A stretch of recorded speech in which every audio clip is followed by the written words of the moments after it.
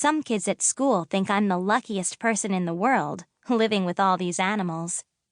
It is fun, I have to admit that. Gran lets me help out with her patients at the clinic, and I sometimes get jobs, like training Mitzi. Mitzi stops chasing her tail. I bet she's dizzy. Come on now, we're not here to play.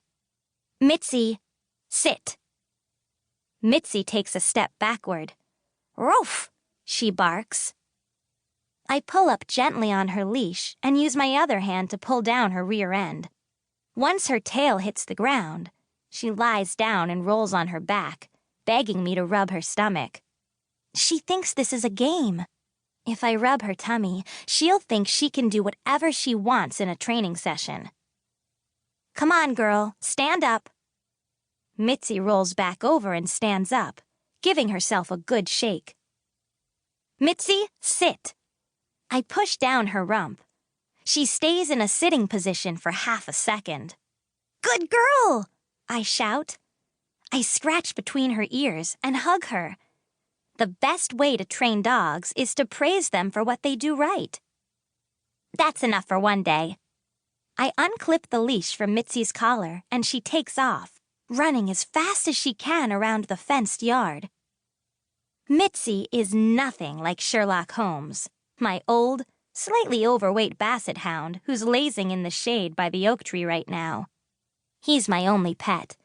But our house is attached to Gran's clinic, so I get to spend as much time as I want around dogs, cats, rabbits, hamsters, mice, lizards, snakes, birds, and the occasional horse or goat.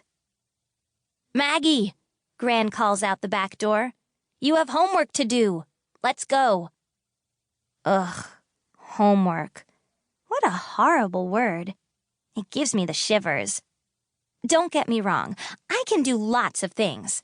I can shoot a 3-point shot, sometimes, scrub the skunk smell out of a dog fur, and even catch escaped guinea pigs. But homework? School? No, thank you. It's not that I don't try. I've been trying forever, it seems, but I always mess up. Gran has been getting serious about my grades. She keeps bugging me about asking for help when I get stuck and giving me the old, "You're almost in middle school" lecture. When that doesn't work, she trots out the, "You need good grades to get into veterinary school" lecture. I'm tired of being lectured. I need to work with Mitzi a little more, I tell Gran. Half an hour. I only have a little math. I doubt that, Gran answers.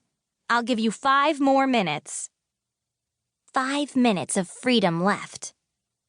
As Gran closes the door, her cat, Socrates, squeezes out. Socrates is a big cat. He's a feline football fullback, all rust-colored fur and muscle. Gran named him after a Greek philosopher. He sure does lie around and think a lot. Sometimes he acts like he's guarding the clinic. Gran calls him a watch cat. Socrates streaks across the yard, leaps onto the trunk of the old oak tree, and quickly claws his way up to a thick branch. Then he slinks along the branch and lies down where he can see the whole yard, like a lion watching the savannah. Show off, I say under my breath. Come here, Sherlock, I call. Let's show Mitzi how to do it. Sherlock gets up from his spot of shade and lumbers over to me, his long ears swinging and his tail wagging. Basset hounds are built low to the ground and can pick up smells easily. That's why I named him after a detective.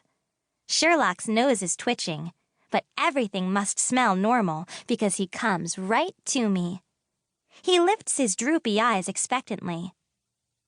Sherlock, sit, I say in a firm voice. Thump. His hindquarters hit the ground. Sherlock, lie down. He stretches out his forelegs until he is lying down. He waits for the next command. Mitzi is watching us. I hope she's learning something. Stay. I jog to the far end of the yard. Sherlock, come.